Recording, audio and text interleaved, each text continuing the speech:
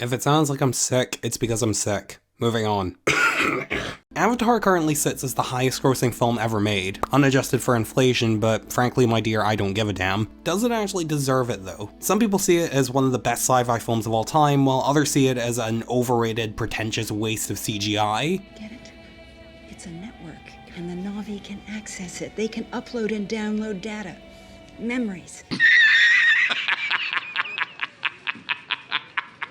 Are you serious? Let's look at why that is and also what side of the debate I fall into.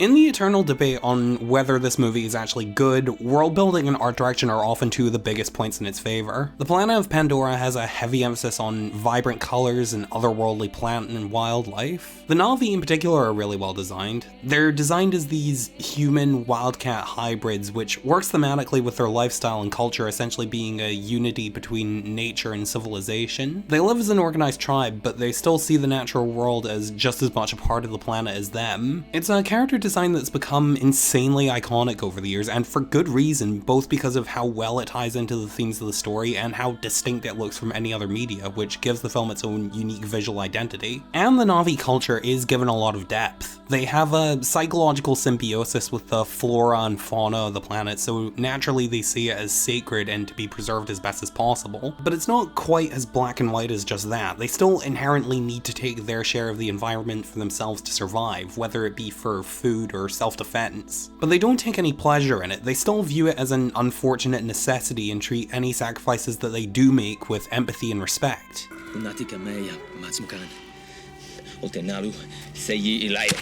It even goes to the point of religious beliefs in a goddess named Awa who supposedly created all life on Pandora and their connection between each other. And one thing I really appreciate about this is that it's totally left up to the audience's interpretation how much they want to believe in Awa or the Na'vi religion. The movie gives the audience a scientific explanation for how their connection to nature works. What we think we know is that there's some kind of electrochemical communication between the roots of the trees.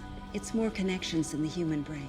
But you can also look at that explanation as a system designed by a deity if that's how you prefer to look at it. I mean, Sigourney Weaver's character, Grace, does claim to see Awa at one point. I'm with her, Drake. She's real. But to be fair, she's barely clinging on to life and she's hooked up to an alien nerve system, so she might not be in the best position to judge. On top of all that, the movie also manages to give the world building a very large sense of scale. The environments and things found within it are huge, and combined with the nitty-gritty of how all of Pandora and its ecosystem operates, it really helps to sell the idea of this being an expansive, living and breathing world. And that sense of scale and world building is all brought to life with effects that honestly still look impressive over 10 years later. Now, all of that is fine and good, but unless you have a good story to go along with it, world building and art direction is only going to get you so far. So let's take a look at that. While everything we've talked about so far are common points of praise, the characters are one of the main sources of criticism and a big reason why this film is as divisive as it is. Can you name any character, just one character, from the highest grossing film of all time, Avatar? What I remember about that movie was there was a large yellow machine and there was an old man driving it and some blue people, but I don't know any specific names, unfortunately. It's pretty common to say that the characters are one-dimensional and the story feels overly simplistic and uninteresting as a result. I, however, will give them a bit more credit. While the characters are not the most complex or three-dimensional, they do still have distinct personalities which serve their purpose in the story. The main character, Jake Sully, for example, has a number of distinct character traits that get explored and challenged. At the beginning of the story, he's depicted as being a bit of an impulsive hothead. Dana! He frequently acts without thinking and ignores people who know better than him. Take this scene where he enters his avatar body for the first time. As a man who is reliant on a wheelchair and is initially only accepting the mission to pay for treatment, it's exciting for him to have the use of his legs again. So he immediately takes his new body out for a spin, even ignoring the scientists who are looking out for his well-being. Don't say if you need to sit down. You need time to adjust to the But the movie shows how dangerous living by impulse can be. Navi. Later we see Jake on an expedition along with a number of people who are far more experienced and familiar with the wildlife on Pandora, and yet despite that he still wanders off on his own, basically because he's bored. This leads to him getting confronted by a large animal, and at first he recognizes the danger it presents, but then he just can't help himself and proceeds to taunt it when he thinks he's scared it off. You're too slow! Come on, step it up! Only to then get attacked by more animals and ultimately being separated from the group. So as a result of his unwillingness to think things through or act peacefully, he's now lost on a foreign planet alone with practically no hope of survival. But from that point on, he starts to change as a character after he nearly gets mauled to death but is saved by a Navi woman named Neytiri. Now that he's in a life-threatening situation, he realizes how out of his depth he is and starts looking to Neytiri as an authority figure who can teach him how to survive and not get into trouble. And this in turn begins his arc of learning how the Navi not only live but thrive on Pandora and adopts their culture. This is where the world building is at its most effective. It's not there just for the sake of it, it's a crucial part of Jake's character arc. Everything that he and we the audience learn about Pandora's ecosystem and the Navi's philosophy on treating it with respect helps to transform him into a wiser and less aggressive person. Neytiri acts as his guide and she and him have some pretty solid chemistry. She's initially resentful towards him because of how ignorant and destructive he and the other humans are to their home, but she also has some reluctant respect for his willingness to learn their ways. And his dedication to her beliefs and how far he comes naturally results in her growing to actively like him and eventually developing a romantic connection. It's a little formulaic, sure, but I can overlook that since it's done well. As for the main villains of the film, Colonel Miles Quaritch and Parker Selfridge, they're fairly straightforward and obvious antagonists. They're not very subtle, only caring about their mission of gathering unobtainium,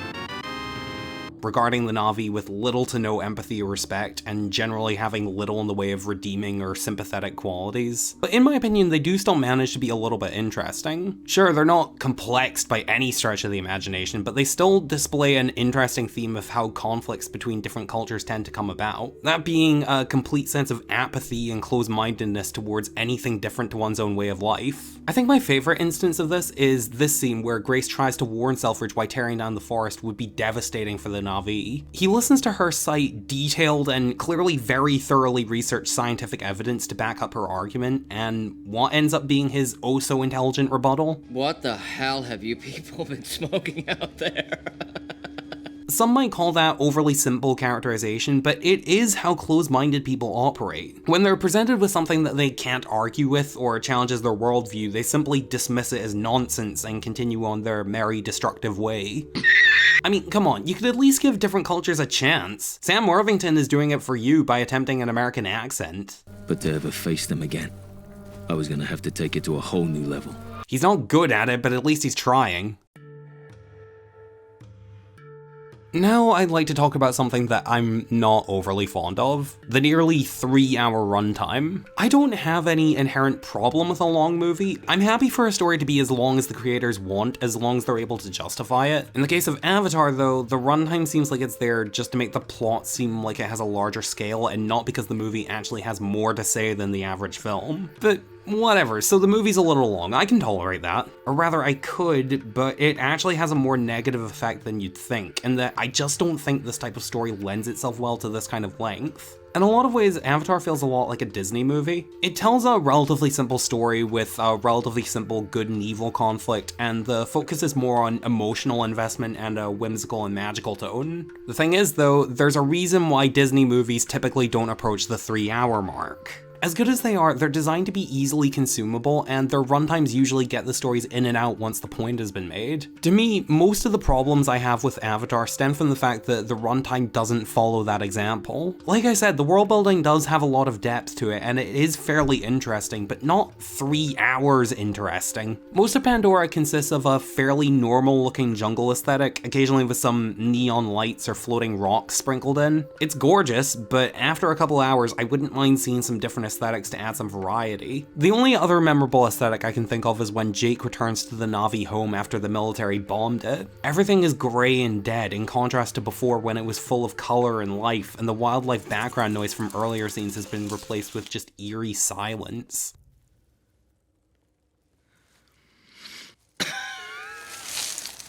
It's a great scene, but it's also very short and we don't get much variety from Pandora outside of that. And with the main characters being somewhat simple, albeit still engaging like I said, you would hope that the supporting cast would also be interesting, so the main cast doesn't have to carry the runtime all by themselves. Unfortunately, that's not really the case. I'd hesitate to call any of the supporting characters bad necessarily, but they don't really have much going for them. Michelle Rodriguez, for example, plays Trudy, who's basically the tough, badass action hero that Michelle Rodriguez usually plays. I wouldn't have a problem with that, but there really isn't much to Trudy as a character outside of that, which just makes her come off as really bland and generic. Grace is a little better, and she's one of the few humans that has a connection with the Na'vi and understands their culture, meaning that she has a tangible stake in the conflict and she's willing to fight for it. But that's basically the only character trait she has, so there isn't really much for the audience to make an emotional connection with her as a person. And the rest of the supporting characters are just kind of there for the entire movie. They serve their purpose fine enough, but not much else. In fact, in a lot of cases, I can barely remember a lot of them. I couldn't name them or recall a single character trait for most of them. And this could have been resolved by either fleshing them out more or, as I suggested, making the runtime shorter so you can keep their involvement to a minimum. There's also a bit of conflict that occurs roughly 2/3 into the film. At this point, Jake has earned the trust of the Na'vi and is welcomed as a member of their tribe, only for them to discover that he's been conspiring with the humans to get them to leave their home so the humans can mine for resources. Couple that with the fact that the rest of the humans have just resorted to more extreme measures by tearing down the forest and killing some of the Na'vi in the process, and Neytiri and the rest of the tribe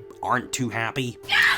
She breaks up with them, the tribe exile him, and it's a pretty well done emotional moment after all the time these two have spent bonding. Again, it's formulaic. It is very much the typical plot beat of the characters falling out and then resolving their differences just before the climax, but like I said, I can accept that as long as it's done well. Having said that though, I feel like they could have done a better job showing how Jake wins the tribe over again. The way they deal with it is with this flying dragon thing that the Na'vi refer to as Taruk.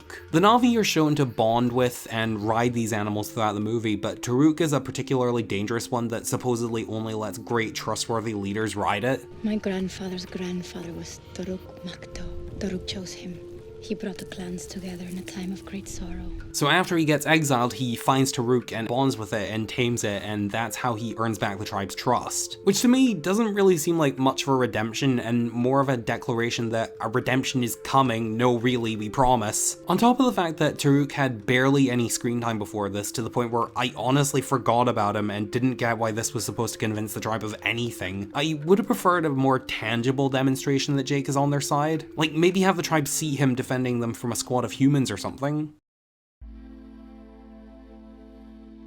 So, admittedly, I have my issues with this movie, which are mostly a result of stretching out this relatively straightforward story into nearly 3 hours. And with the sequel coming out soon, and the word that its runtime is apparently half an hour longer, we're just gonna have to hope that it's fleshed out enough to justify it. But even taking certain problems into account, I still enjoyed this movie for the most part. The world building is pretty well done, and the main characters are distinct enough that I like seeing them interact with each other and develop. And hey, even if you don't like this movie, you could do a lot worse. Are you the Avatar wrong? Anyway, thanks for watching. If you enjoyed it, consider checking out my last video about Rogue One, a Star Wars story. Spoiler alert, I'm not quite as nice to that movie.